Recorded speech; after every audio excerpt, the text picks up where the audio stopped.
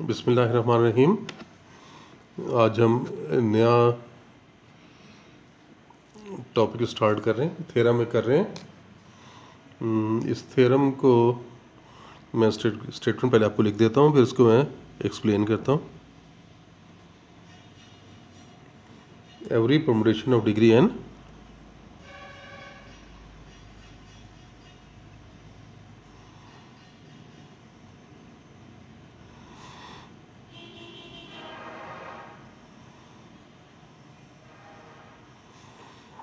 can be expressed as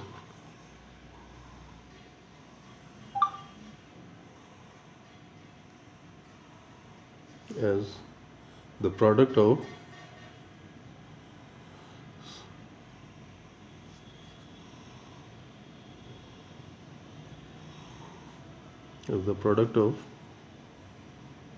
cyclic permutations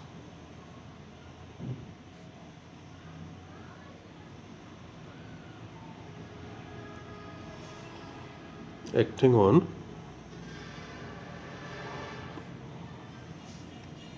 mutually disjoint sets.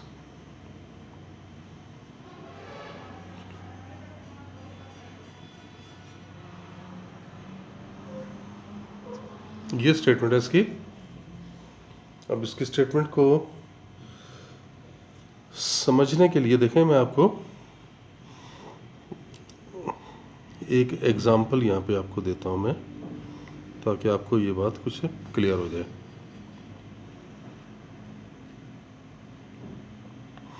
मिसाल तौर पे ये परमुटेशन अगर हम लेते हैं 1 2 3 4 5 6 7 8 से मैं ये ले लेता हूँ 1 3 1 3 और 3 3 4 ले लें, चले 4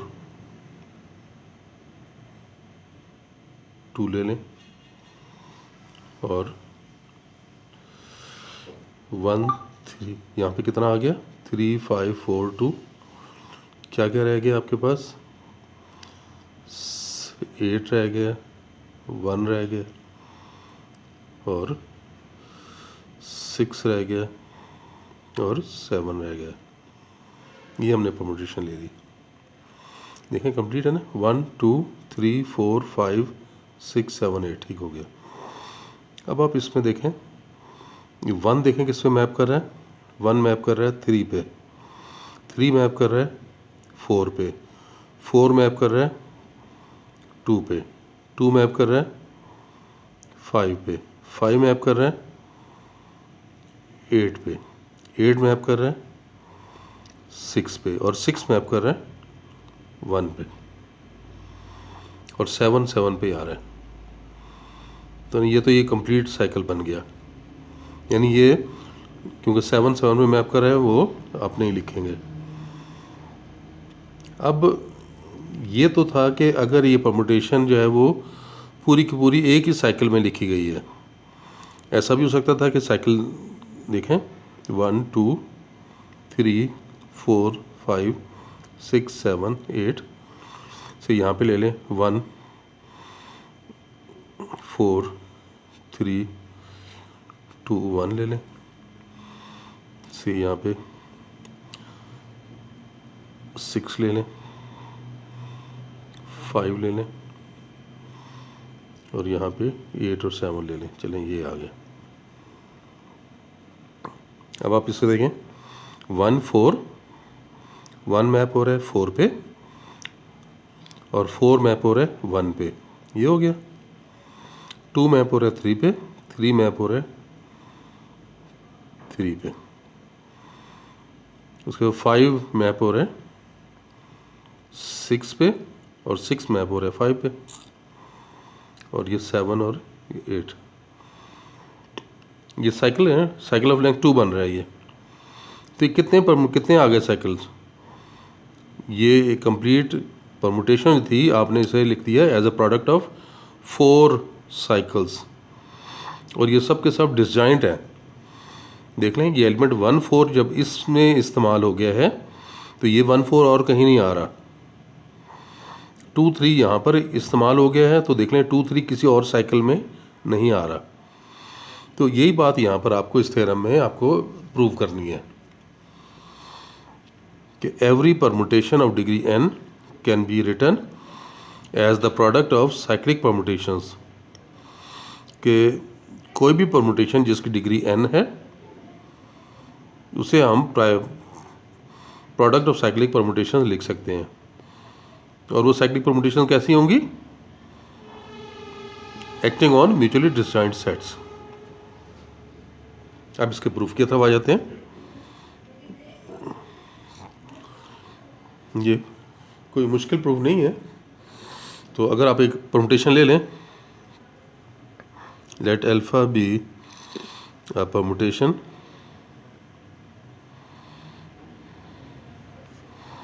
of degree n,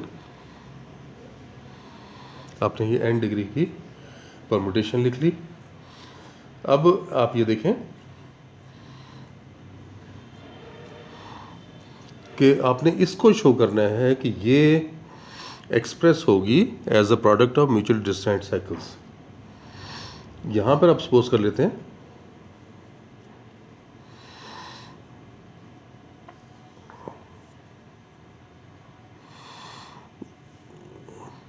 late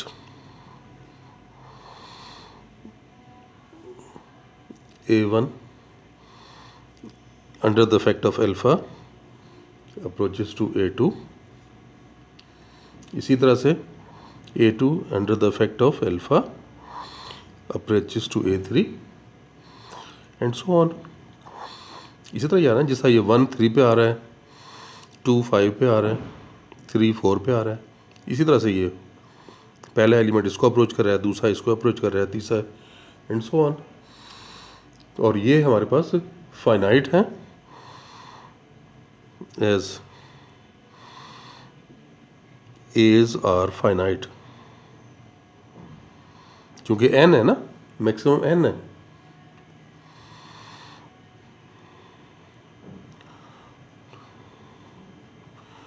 degree is n, क्योंकि इसकी डिग्री n दी हुई है, इसलिए ये फाइनाइट है। तो we will have AK approaches to A1 under the effect of alpha। जैसा यहाँ पे हमने किया, ये दो एलिमेंट पे ये वापस आ गया ना, 1 4 पे गया और 4 1 पे आ गया। तो ये जैसा A1 टू A2 पे गया, A2 वापस आ गया। तो ये हमने कहा कि K पे जाके रिपीट हो रहा है। तो यहाँ पर आपके पास एक परमुटेशन आ गई, जैसा यहाँ तो था ना कि ये पूरा अगर बराबर आ गई है तो फिर तो एक ही साइकिल बन जाएगा, जैसा ये एग्जांपल ली मैंने। और अगर ये बराबर ना हो कि if K equals to N,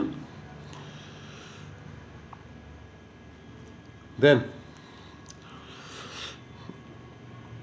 यहाँ पर देखें अल्फा 1 विच इक्वल्स टू, ये कहाँ तक गया था, A1 A2 A3 up to AK, this is equal to alpha. फिर तो ये अल्फा के इक्वल आ गया ना, क्योंकि अगर ये K और N बराबर आ गए तो ये A1 से लेके AK तक एक ही साइकिल बन गया। तो तब तो ये हो जाएगा इज द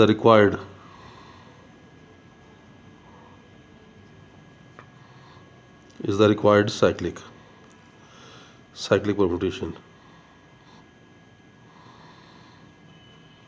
और अगर ये K जो है वो इक्वल नहीं आता तो लेस होगा। If K is less than N, तो आपके पास कुछ एलिमेंट बाकी बच गए ना,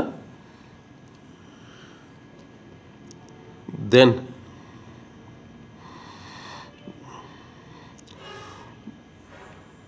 we are left with n minus k elements यानी n माइनस के एज आपके पास मौजूद है, such that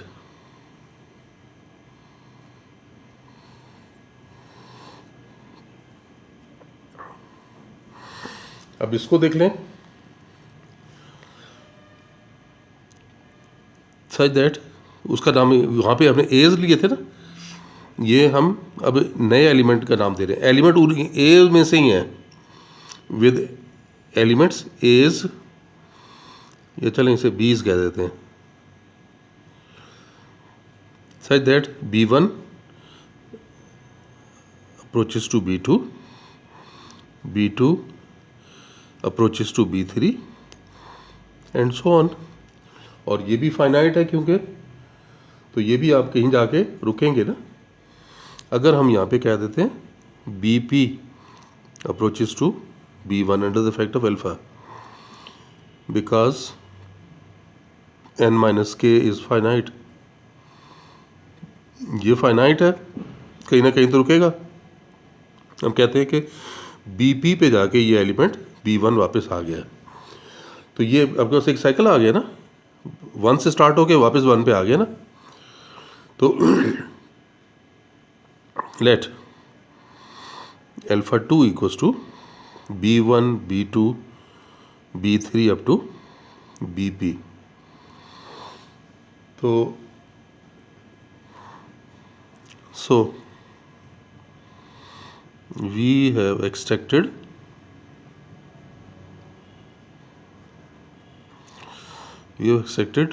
two cycles, alpha 1 and alpha 2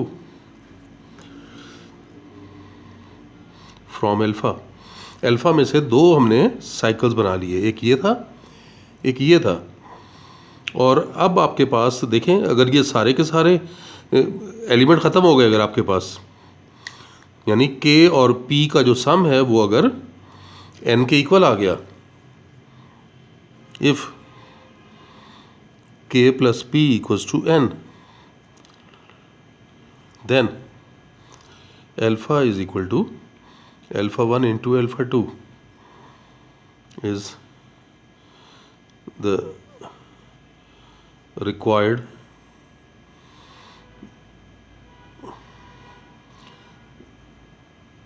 cyclic permutations।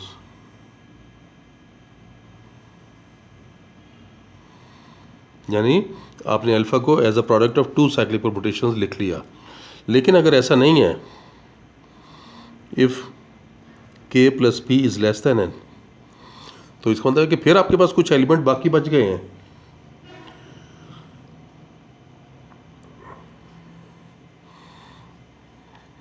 Then we are left with n minus K minus P elements, यानी आपके पास इस तरह से ये एलिमेंट्स आ गए। तो वही प्रोसेस दोबारा कंटिन्यू करेंगे फिर। द प्रोसेस इज कंटिन्यूड, और क्योंकि नंबर ऑफ एलिमेंट्स फाइनाइट हैं तो दोबारा कंटिन्यू करेंगे। फिर आपके पास एक साइकिल और एक्सट्रैक्ट कर लेंगे। तो यहाँ पर आप लिख सकते हैं this process of extracting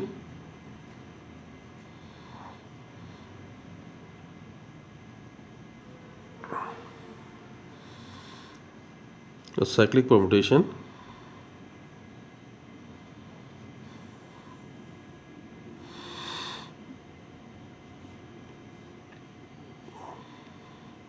each time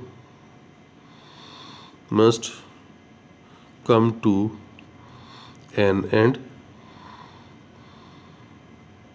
after finite number of iterations, as n is finite, क्योंकि आपने एक साइक्लिक परमुटेशन निकाल ली, फिर कुछ एलिमेंट रह गए, फिर दोबारा आपने साइक्लिक परमुटेशन निकाली, फिर कुछ एलिमेंट रह गए, फिर आपने परमुटेशन निकाली, तो एलिमेंट तो कम होते चले जा रहे हैं ना। कम होते होते आखिर में ज़ाहिर है कि ख़त्म हो जाएंगे। तो so we can have a number q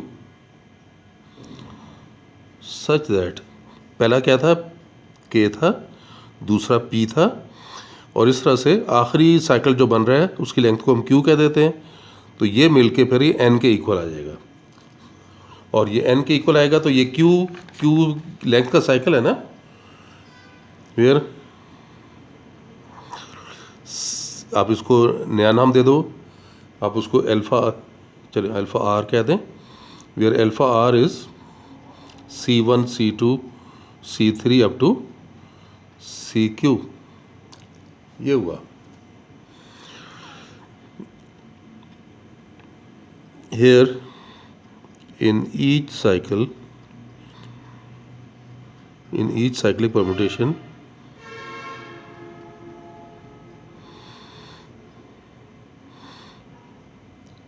दो element is repeated,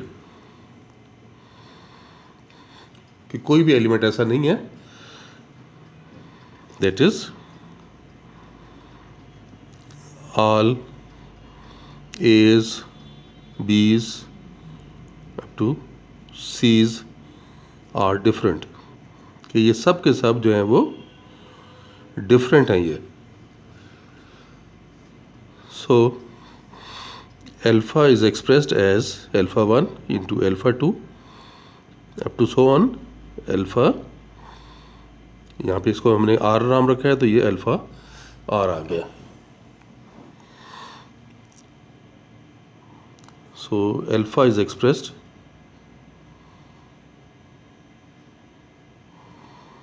as the product of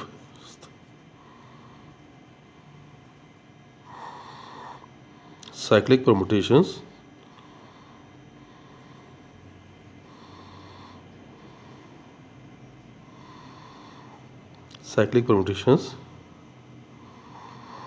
acting on mutually disjoint sets।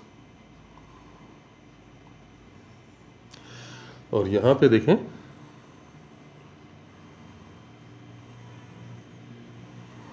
ये हमने क्यों बात की कि जो एज थे वो अल्फ़ा 2 में नहीं आ सकते, और इसे जो बीज थे वो अल्फ़ा आर में नहीं आ सकते, कि वो एलिमेंट इस्तेमाल हो चुके हैं, आगे नहीं आएंगे। तो यही बात हमने यहाँ प्रूव करनी थी। तो ये थ्योरम क्लियर हो गया कि every permutation of degree n can be written as the product of cyclic permutations acting on mutually disjoint sets. हमने एक परमुटेशन अल्फ़ा ले ली, उसकी डिग्री n है, इसमें से आप देखें कि ये a1 a2 पे मैप कर रहा है, a2 a3 पे मैप कर रहा है, एंड सो ऑन। इस तरह से होते होते हम a के पे पहुँचते हैं तो वो वापस a1 पे आ जाता है। तो अगर ये, तो जैसा यहाँ मैंने एग्जांपल ली थी, ये सारे एलिमेंट इसके अंदर आ गए थे, अगर ये k और n बराबर हो गए तो फिर ये जो अल्फ़ा 1 जो परमुटेशन साइक्लिक परमुटेशन बनाई है, ये a1 a2 a2 a3 up to a के a1, तो ये परमुटेशन और अल्फ़ा सेम आ जाएंगे, यानी alpha is expressed as a cyclic permutation. अगर ऐसा ना हुआ तो हम क्या कहेंगे कि अगर ये लेस हुआ तो आपके पास n माइनस के एलिमेंट्स बाकी हैं, और we are left with n minus K elements B's such that b1 maps to b2, b2 maps to b3 up to so on, bp maps to b1। क्यों ये कहीं ना कहीं जाके तो रुकेगा ना, क्योंकि ये n माइनस के जो है, ये जो तादाद है ये फाइनाइट है। तो ये तो एक साइकिल बन गया, अल्फ़ा 2 एक साइकिल बन गया। So we have extracted 2 cycles, alpha 1 and alpha 2 from alpha. Alpha में से कुछ हिस्सा जो है मिल के ये आ गया था, कुछ हिस्सा मिल के ये आ गया। अब अगर देखें k और p सम ऐड हो गया, n के बराबर आ गया तो इसका सारे एलिमेंट इस्तेमाल हो गए, अल्फ़ा के सारे एलिमेंट इस्तेमाल हो गए। तो फिर तो अल्फ़ा अल्फ़ा 1 और अल्फ़ा 2 के प्रोडक्ट की सूरत में आ गया। अगर ऐसा ना हुआ तो फिर k प्लस पी जो है वो n से लेस होगा, तो फिर इसका मतलब है कि कुछ एलिमेंट बाकी हैं अभी। So we are left with n minus K minus P elements. The process is continued and this process of extracting a cyclic permutation each time must come to N and after finite number of iterations. कि आप कम करते जा रहे हैं ना, finite number में से cyclic permutation बनाते जा रहे हैं, एलिमेंट रिड्यूस होते चले जा रहे हैं, तो आखिरकार ये फाइनाइट है। एक स्टेज ऐसा आ जाएगा कि जहाँ पर आपके पास एक नंबर क्यू ऐसा आएगा कि जिस पे आप जब साइकिल बनाएंगे, ये जिस हमने ये बनाया है अल्फ़ा आर, ये जब आप साइकिल बनाएंगे तो ये के से लेके क्यू तक इन एलिमेंट का सम एन के बराबर होगा, यानी अब आपके पास कोई एलिमेंट बाकी नहीं बचा। Here each cyclic permutation, here in each cyclic permutation, no element is repeated. That is, all A's, B's up to so on C's are different. So alpha is the product of alpha 1, alpha 2 up to alpha r. So alpha is expressed as a product of cyclic permutations acting on mutually disjoint sets, subsets of x.